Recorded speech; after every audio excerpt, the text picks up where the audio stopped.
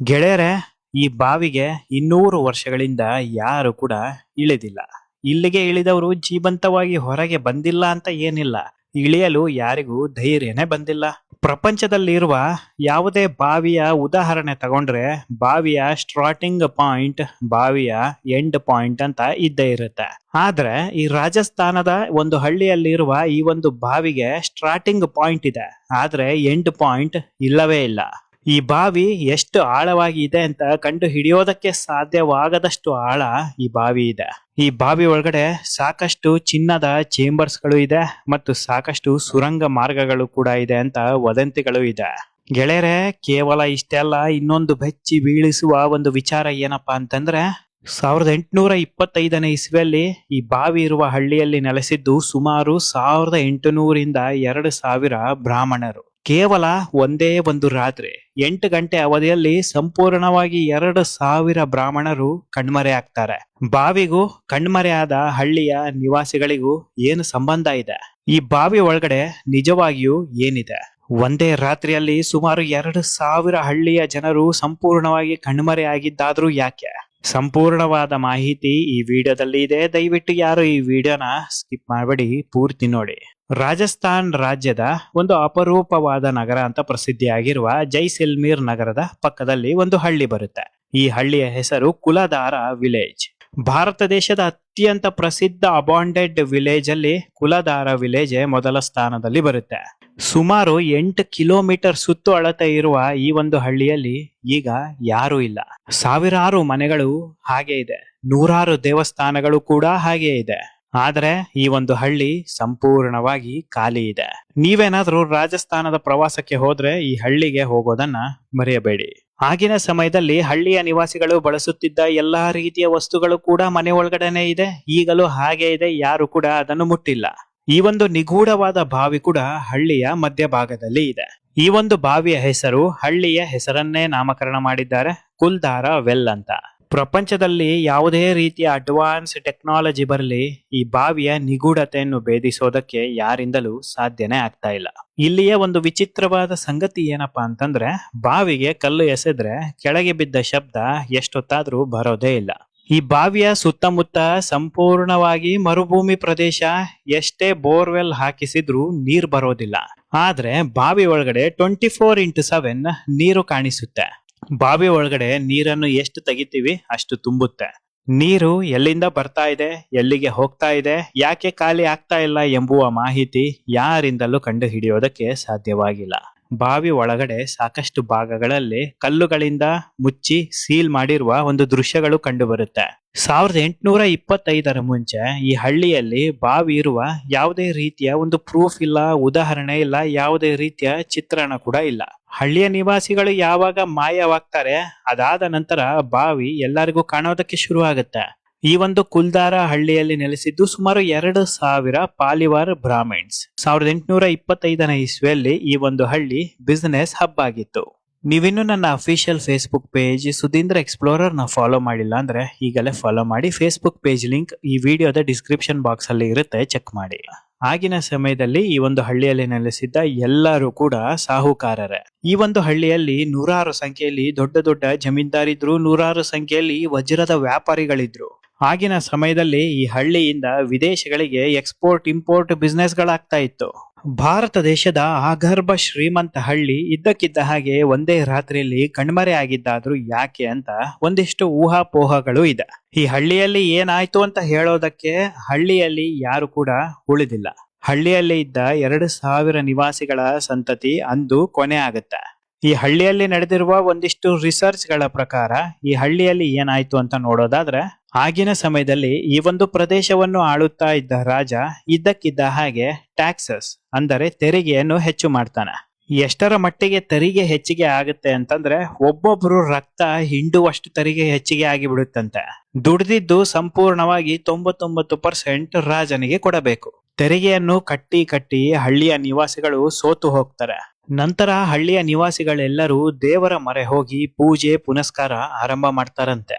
ಪೂಜೆ ಪುನಸ್ಕಾರ ದೇವರ ಶಕ್ತಿಯಿಂದ ಹಳ್ಳಿಯ ಮಧ್ಯಭಾಗದಲ್ಲಿ ಬಾವಿ ಉದ್ಭವ ಆಗುತ್ತಂತೆ. ತೆರಿಗೆ ಕಟ್ಟಿ ಉಳಿದ ವಜ್ರ ವೈಡೂರ್ಯ ಬಂಗಾರ ಬೆಳ್ಳಿ ಎಲ್ಲವನ್ನು ಬಾವಿ ಒಳಗಡೆ ಇಟ್ಟು ನೇರವಾಗಿ ಬಾವಿಯ ಮುಖಾಂತರ ಸ್ವರ್ಗಕ್ಕೆ ಹೋದ್ರು ಅಂತ ಒಂದು ನಂಬಿಕೆ ಇದೆ. ಯಾಕಪ್ಪ ಅಂತಂದ್ರೆ ಬಾವಿಯ ಒಳಗಡೆ ಸಾಕಷ್ಟು ಚೇಂಬರ್ಸ್ ಗಳು ಇದೆ. ಅಷ್ಟೇ ಅಲ್ಲದೆ ಸಾಕಷ್ಟು ಸುರಂಗ ಮಾರ್ಗಗಳು ಕೂಡ ಇದೆ. ಈ ಸುರಂಗ ಮಾರ್ಗಗಳು ಸಂಪೂರ್ಣವಾಗಿ ಮುಚ್ಚಿದೆ, ಒಡೆದಿದೆ, ಯಾರು ಕೂಡ ಹೋಗೋದಕ್ಕೆ ಸಾಧ್ಯನೇ ಇಲ್ಲ. ಅಷ್ಟೇ ಅಲ್ಲ, ನೀರು ಕೂಡ ತುಂಬಿಕೊಂಡಿದೆ. ಈ ಬಾವಿ ಒಳಗಡೆ ಇರುವ ಸುರಂಗ ಮಾರ್ಗಗಳಲ್ಲಿ ಆಮ್ಲಜನಕ ಕೂಡ ಇಲ್ಲ. ಬಾವಿ ಒಳಗಡೆ ಇರುವ ಸೀಲ್ ಆಗಿರುವ ಚೇಂಬರ್ಸ್ ಗಳಲ್ಲಿ ರಾಶಿ ರಾಶಿ ಬಂಗಾರ ವಜ್ರ ವೈಡೂರ್ಯ ಈಗಲೂ ಕೂಡ ಇದೆ ಅಂತ ನಂಬಲಾಗಿದೆ. ಗೆಳೆಯರೆ, ASI archaeology survey of India ಈ ಒಂದು ಬಾವಿ ಒಳಗಡೆ ಇಳಿಯೋದನ್ನ ಸಂಪೂರ್ಣವಾಗಿ ನಿಷೇಧಿಸಿದೆ. ಬಾವಿ ಒಳಗಡೆ ಇಳಿಯೋದಕ್ಕೆ ಪ್ರಯತ್ನ ಪಟ್ಟು ಏನಾದ್ರೂ ಬಾವಿ ಒಳಗಡೆ ಬಿದ್ರೆ ಅವರನ್ನು 101% ಮೇಲೆ ಕರ್ಕೊಂಡು ಬರೋದಕ್ಕೆ ಸಾಧ್ಯನೇ ಇಲ್ಲ. ಅಷ್ಟೇ ಅಲ್ಲ, ಬಾವಿ ಒಳಗಡೆ ಏನಾದ್ರೂ ಅಪಾಯಕಾರಿ ಅಂಶಗಳು ಇದೆನಾ ಅಂತಾನೂ ತಿಳಿದು ಬಂದಿಲ್ಲ. ಮತ್ತೊಂದು ವಿಚಿತ್ರವಾದ ಸಂಗತಿಗಳು ಏನಪ್ಪಾ ಅಂತಂದ್ರೆ ಸಾಕಷ್ಟು ಬಾರಿ ಬಾವಿ ಒಳಗಡೆಯಿಂದ ವಿಚಿತ್ರವಾದ ಶಬ್ದಗಳು ಬರುತ್ತೆ. ಯಾವ ರೀತಿ ಶಬ್ದ ಅಂದ್ರೆ ಯಾರ್ಯಾರೋ ಓಡಾಡಿದ ಹಾಗೆ, ಯಾರ್ಯಾರೋ ಮಾತನಾಡಿದ ಹಾಗೆ, ಯಾರ್ಯಾರೋ ಕಿರ್ಚಿದ ಹಾಗೆ, ಯಾರ್ಯಾರೋ ನಕ್ಕ ಹಾಗೆ ಶಬ್ದಗಳು ಕೇಳಿಸುತ್ತೆ. ಈ ಶಬ್ದಗಳು ಬೆಳಗ್ಗೆ ಬರುತ್ತೆ, ಮಧ್ಯಾಹ್ನ ಬರುತ್ತೆ, ಸಂಜೆ ಬರುತ್ತೆ, ಮಧ್ಯರಾತ್ರಿ ಕೂಡ ಬರುತ್ತೆ. ಸಾಕಷ್ಟು ಜನರ ಮಾತುಗಳು ಏನಪ್ಪಾ ಅಂತಂದ್ರೆ ಈ ಒಂದು ಬಾವಿ ನೇರವಾಗಿ ಕಾಶಿಗೆ ಕನೆಕ್ಟ್ ಆಗಿದೆ. ಕಾಶಿಯಲ್ಲಿ ಆಗುವ ಶಬ್ದಗಳು ಈ ಬಾವಿಯ ಮುಖಾಂತರ ಹೊರಗಡೆ ಬರ್ತಾ ಇದೆ ಅಂತ ಹೇಳ್ತಾರೆ. ಈ ಬಾವಿ ಒಳಗಡೆ ನಿಧಿ ಇದೆ, ಇದನ್ನು ಕದಿಯಲೇಬೇಕು ಅಂತ ಬಂದ ಸಾಕಷ್ಟು ಕದಿಮರು ಈ ಬಾವಿಯನ್ನು ನೋಡಿ ಹೆದರಿ ಓಡಿರುವ ಸಾಕಷ್ಟು ಉದಾಹರಣೆ ಕೂಡ ಇದೆ.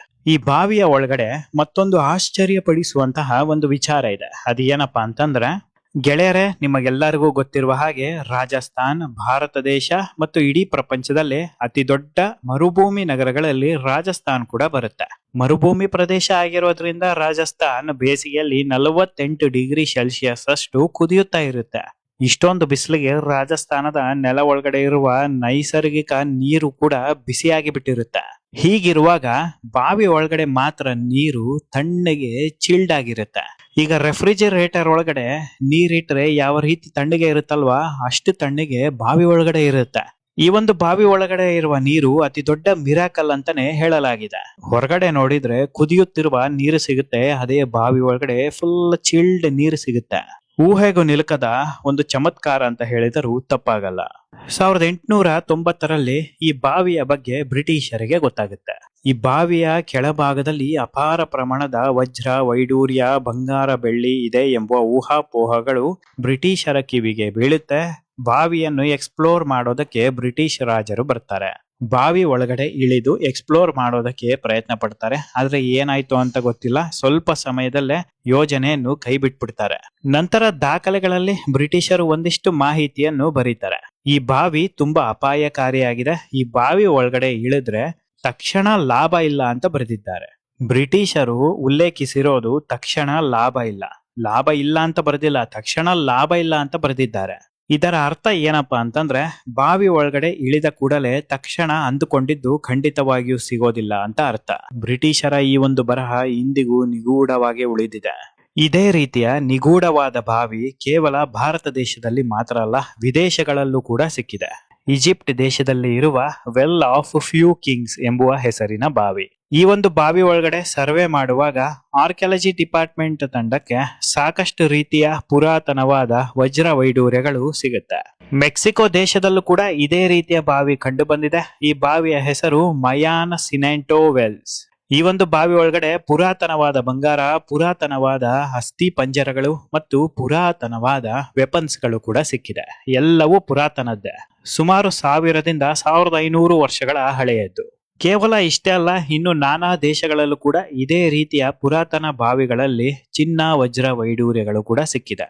ರಾಜಸ್ಥಾನದ ಈ ಒಂದು ನಿಗೂಢ ಬಾವಿಗೆ ಸಾವಿರಾರು ಕಥೆಗಳಿವೆ, ಸಾವಿರಾರು ಊಹಾಪೋಹಗಳು ಇವೆ. ಆದರೆ ಒಂದು ಸತ್ಯ ಏನಪ್ಪಾ ಅಂತಂದ್ರೆ ಕೆಳಗೆ ಹೋಗಿ ನೋಡಿ ಬಂದವರು ಇವತ್ತಿನ ತನಕ ಮೇಲೆ ಯಾವತ್ತು ಎದ್ದು ಬಂದಿರುವ ಉದಾಹರಣೆನೇ ಸಿಗಲಿಲ್ಲ. ಈ ಕುಲಧಾರ ಬಾವಿ ಕೇವಲ ಪ್ರಶ್ನೆಯಾಗಿ ಉಳಿದಿದೆ, ಪ್ರಶ್ನೆಯಾಗೇ ಉಳಿಯುತ್ತೆ, ಉತ್ತರ ಮಾತ್ರ ಸಿಗೋದಿಲ್ಲ. ನೀವಿನ್ನು ನನ್ನ official Facebook page Sudhindra explorer ನ ಫಾಲೋ ಮಾಡಿಲ್ಲ ಅಂದ್ರೆ ಈಗಲೇ ಫಾಲೋ ಮಾಡಿ. ಫೇಸ್ಬುಕ್ ಪೇಜ್ ಲಿಂಕ್ ಈ ವಿಡಿಯೋದ ಡಿಸ್ಕ್ರಿಪ್ಷನ್ ಬಾಕ್ಸ್ ಅಲ್ಲಿ ಇರುತ್ತೆ, ಚೆಕ್ ಮಾಡಿ. ನಿಮ್ಮ ಅಮೂಲ್ಯವಾದ ಸಮಯವನ್ನು ಖರ್ಚು ಮಾಡಿ ಈ ವಿಡಿಯೋ ನೋಡಿದ್ದಕ್ಕಾಗಿ ನನ್ನ ಹೃದಯಪೂರ್ವಕ ಧನ್ಯವಾದಗಳು.